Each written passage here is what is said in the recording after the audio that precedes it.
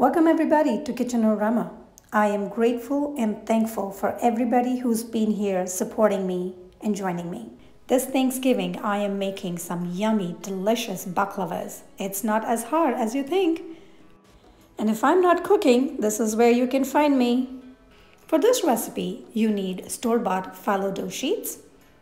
You need about 1.5 cup of granulated sugar. You need about 1 large bowl full of walnut ground powder. I'm also using some pistachio powder, which are going to be used for filling and garnishing. Some dried rose edible petals if you have, or you can use saffron.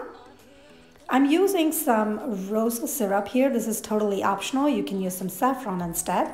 I'm using ghee. You are more than welcome to use butter if you would like.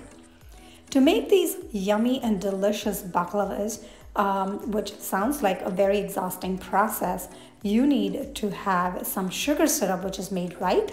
And to make that sugar syrup, we're going to go ahead and turn our Instant Pot on saute mode. And once your Instant Pot gets warmed up, add 1.5 cup of sugar, and I'm going to add 2 cups of water to this. Now, I want my sugar syrup not to be too thick. I want it to be sweet and thin enough so that my baklavas can soak in them.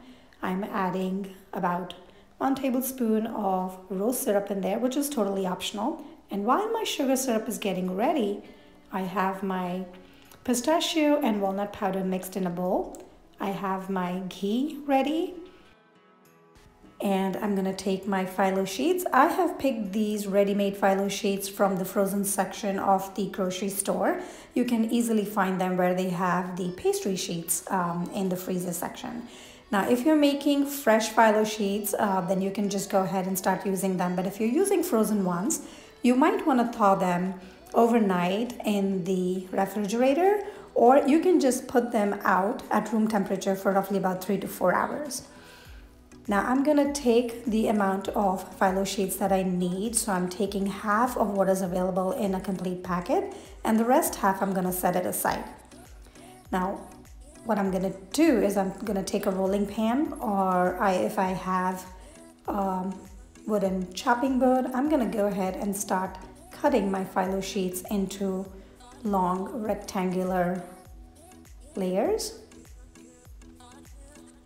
And I'm gonna set all my phyllo sheets aside. Make sure you're cutting through good. And then I'm gonna give them another cut right in the middle. And I'm gonna set these phyllo sheets aside. Now always remember to cover these phyllo sheets with a moist paper towel because you don't want them to sit out in open air.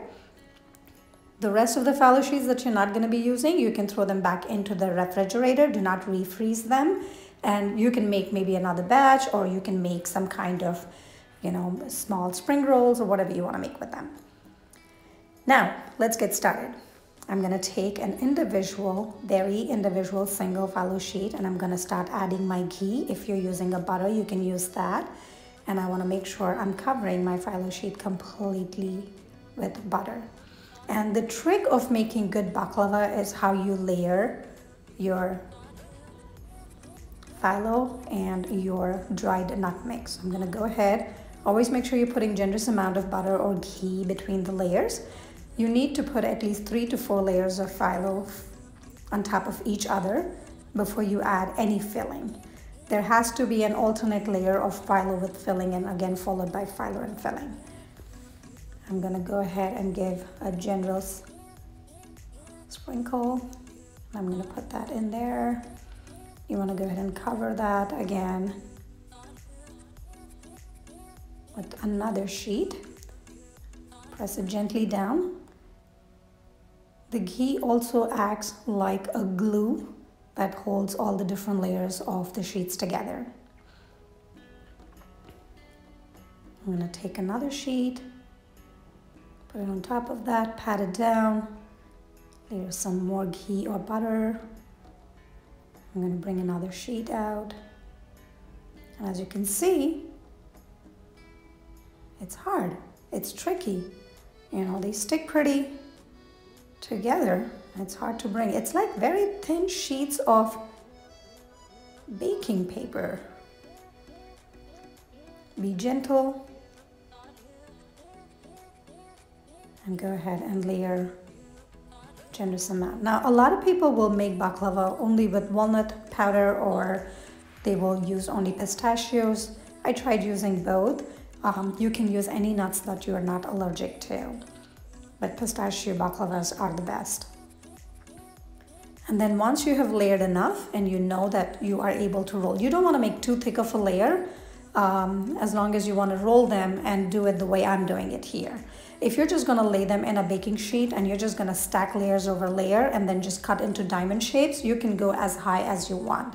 But because I'm rolling them, I am going to limit my layers. I have a baking sheet here that I have greased very well. And now I am going to place my rolled baklavas at a good distance. I'm going to cover my entire baking sheet, making sure they're not sticking too close to each other. They look so delicious even when they're not cooked. And if you can look at those edges, those layers, once they're cooked, they give this gorgeous appearance to your baklavas. Meanwhile, I'm going to check on my syrup. My syrup is almost ready. It has this nice golden orangish color.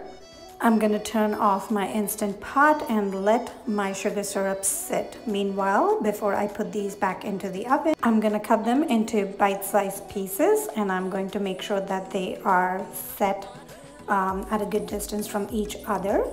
The key is to make sure your baking sheet is greased well and you're using a sharp knife that will go straight through these rolls and cut clear edges of your baklavas. Making baklava was a personal challenge. I get intimidated by things that are a little complicated, but this one helped me really face my fears. It is a time-consuming process, but the results are delicious. So if you've never made baklava, this is the easiest way to try. There is no rocket science to it. It just takes a little bit of skill, a little bit of patience. I'm just gonna go ahead and cover it with a moist paper towel for maybe about a minute. And then after that, what I'm gonna do is grease it with some ghee or butter. And then I am ready to put them into the oven. I'll bake it at 350°F for 45 minutes and make sure you have a good, nice, crispy golden brown color on it.